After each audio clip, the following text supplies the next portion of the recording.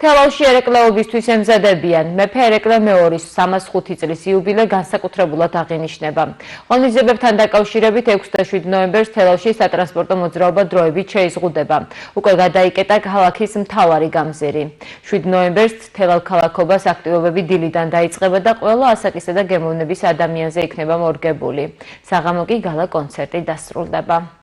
გამორჩეული თარიღია ერეკლეობის, იმიტომ რომ მეფეს შეუსრულდებოდა 305 წელი.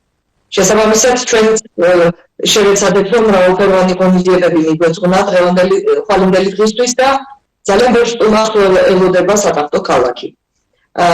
ტრადიციულად ეს დღე იწყება მეფის სტულის მოსახსენიებელი პანაშვიდით, რომელიც ერთდროულად აღევლინება ცხენაში და თელავში. ჩვენც ასე დავიწყებთ ამ დღეს და შემდეგ უკვე სხვადასხვა შემოქმედებითი საგანმანათლებლო თუ საგამოგენო სივრცეები უმასპინძლებენ ჩამოსულ სტუმრებსა და დამთვალიერებლებს.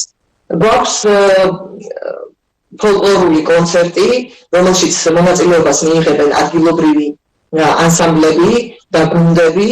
აგრეთვე ძალიან აქტიური ჩართულობა წელს სამეწარმეო სფეროში. დაახლოებით 90-მდე მეწარმე დარეგისტრირდა და ისინი სხვადასხვა მიმართულების პავილიონებს, თემატურ სივრცეებს მოაწყობენ.